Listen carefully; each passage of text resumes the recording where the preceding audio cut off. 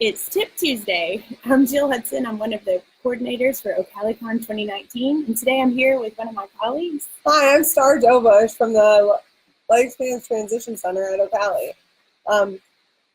In our center, we like to inspire change and make sure that everyone in their lives has the best access in community as well as education through their entire life.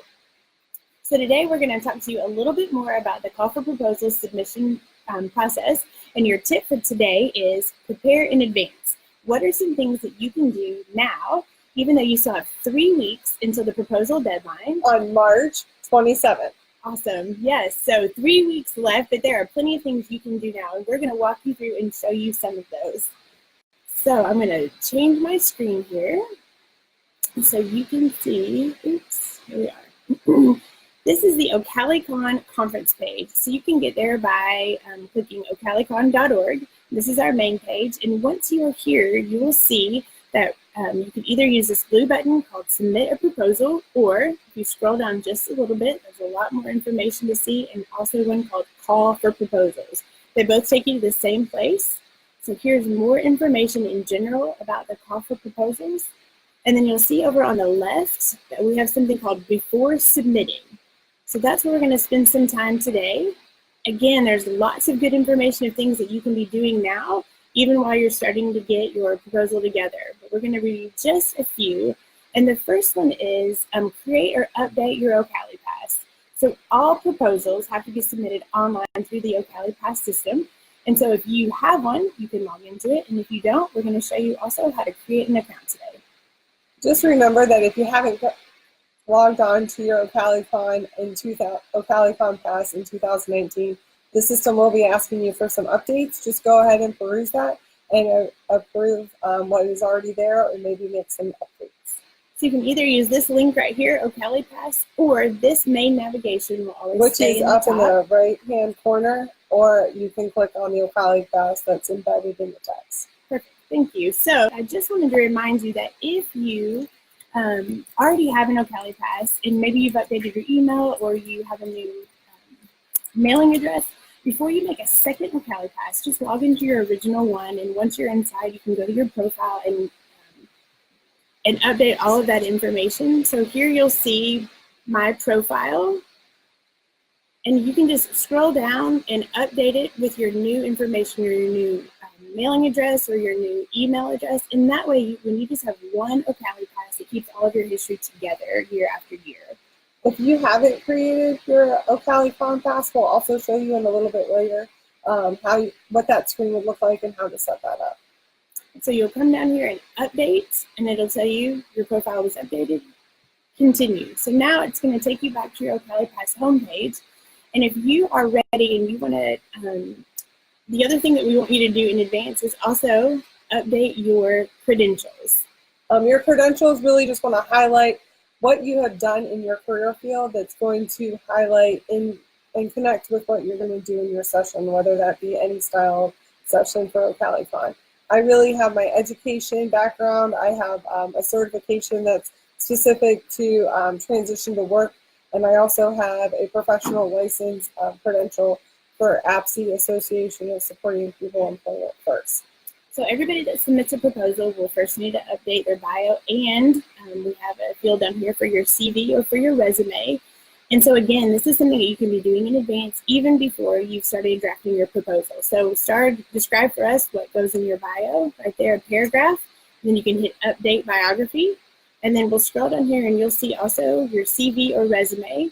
Remember that your resume really doesn't need to be the 5-page long resume with the depth of every presentation you've done. Or more so, we're just looking for a 1-pager to submit when we're applying for CEUs for your session.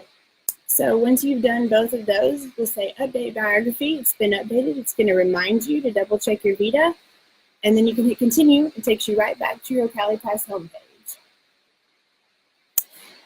So in case you get in there and you're like, okay, I've done my OCALI Pass and I'm ready to submit my proposal. If you forget to update your bio or your video, you're going to get this error.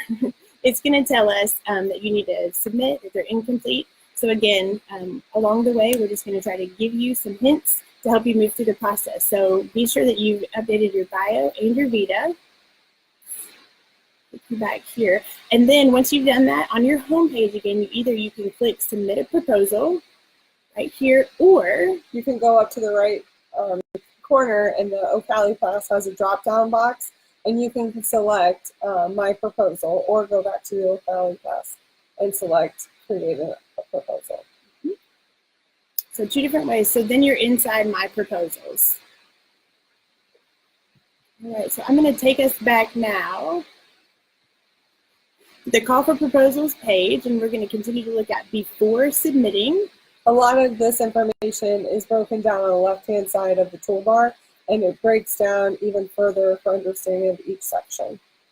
So there's some more information about how to create or update your OCALI Pass, and then also to submit your bio and your Vita. And the next thing we want to talk about is the proposal requirements. So in advance, before you even start submitting, we encourage you to take a look more in depth at what are all of the components that are required to submit a proposal. So you'll see again on here, it mentions a few of our session types that we talked about last Tuesday, and also just gives you more information about the other sessions, what type of settings we're looking for, what type of topics. So we're going to look now. I'm going to scroll back up on the left, and you'll see proposal requirements, and there's a little caret, and if you click on that, it takes you to all the components of the proposal. Tip for today is, remember, we always want to prepare, so that's why we're doing this now. So part 1 is, like we've mentioned, the required credentials. Again, more information about your OCALI Pass, your bio. We even have a sample bio for you there of another one of our colleagues. Some information about your Vita and why it's important. And then you'll see part 2. And so here are the proposal components. And if you have any further questions on this, feel free to go back to our OCALI Facebook. We've just presented on that last week, and it'll really just break down those sessions even further.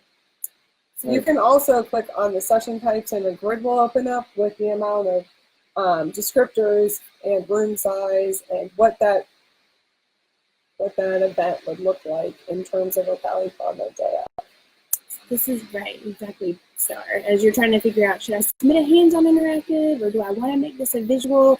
Do I want to present this as a lecture? What are the different types of sessions that we could submit for OCALICON? We have 7 different types that you can submit for. So here's all that information. And like Starr said, yes, we talked about this a lot last week.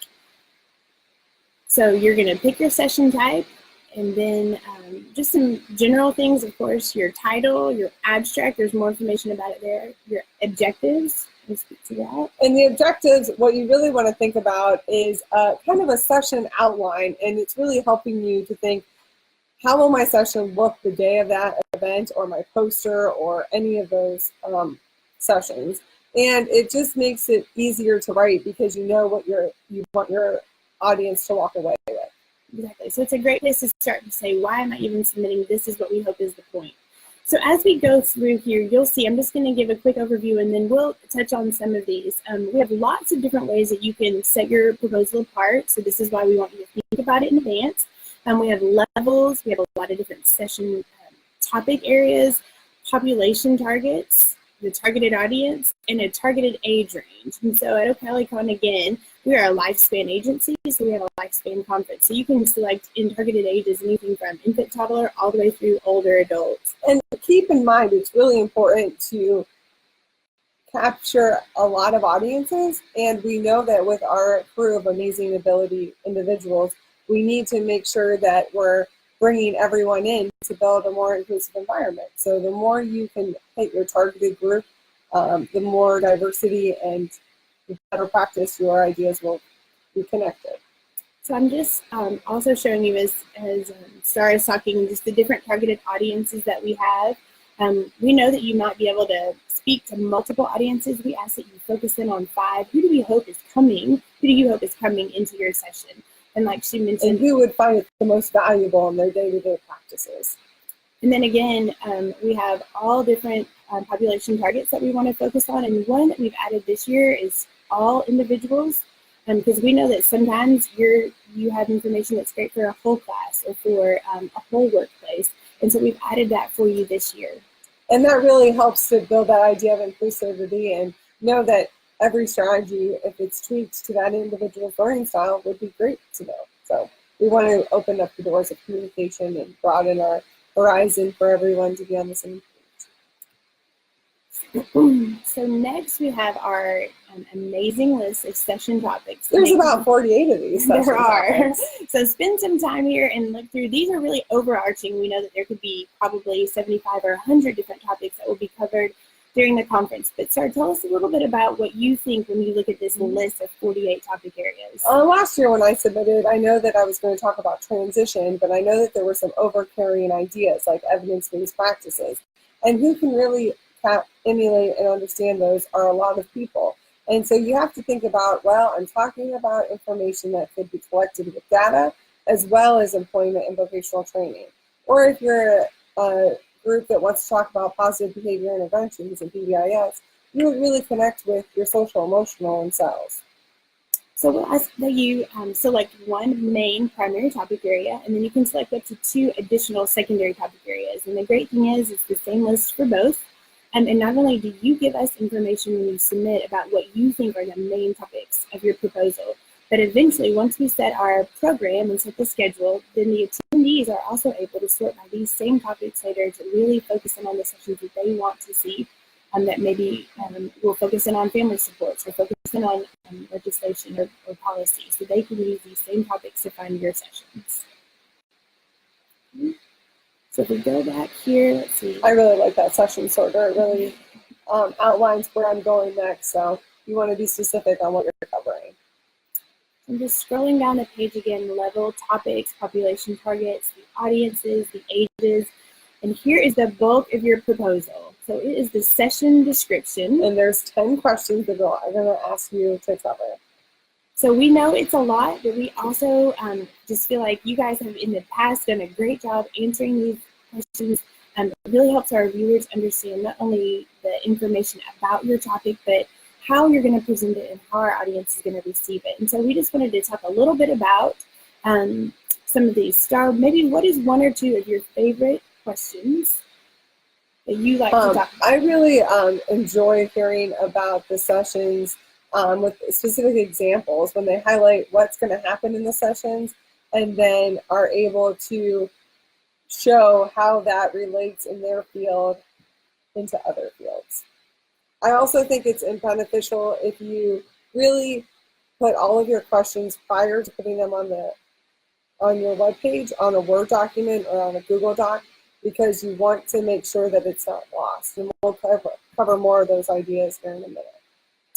Right, so you'll see that for each of these questions you get a maximum of 200 characters, and that includes your spaces, but also we have a minimum of 100 characters. So we want you to think about anywhere from 15 to 250 words that answer these questions for us. So one of my favorite is number 2, like what is your one sentence that summarizes the main point? Help us like your really elevator speech. That's right, that's right. Yeah. But then we give you a chance to elaborate a lot of these. So what are some examples that you're going to use, or how are you going to engage your audience? Not just why is your session type important, but down here on 9, how are you going to really engage your audience so they can take what you are submitting and go and transfer it and apply it when they get back to their workplace. And just a thing to keep in mind, if you give participants time to really practice and mold what they're using, then they're going to be stronger at carrying on your ideas and making sure it influences even more people.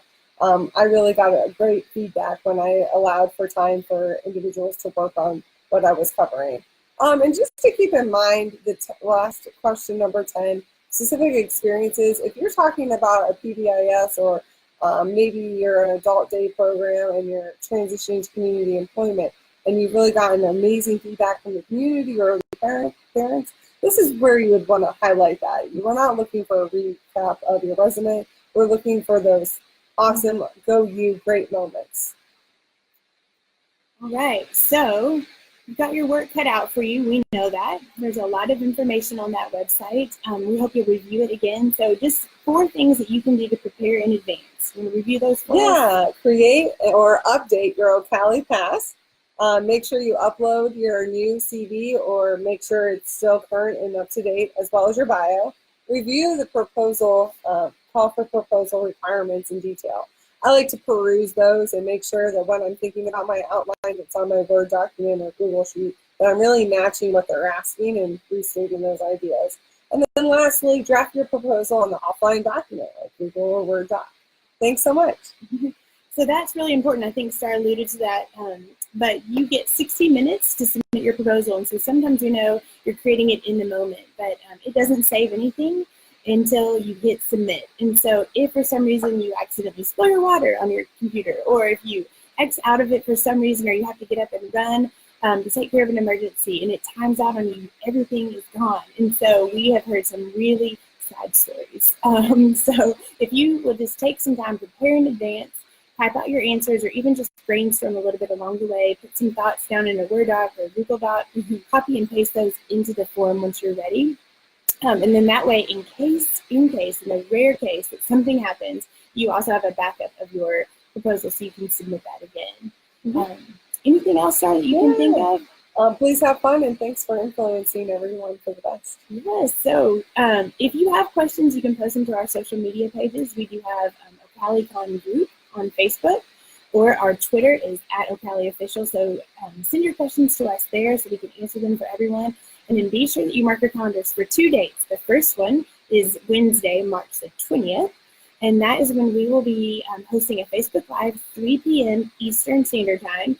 And we'll be here to answer your questions in real time, to chat with you, to brainstorm ideas, and answer all the last minute questions, help you troubleshoot how to get your bio and your vita updated.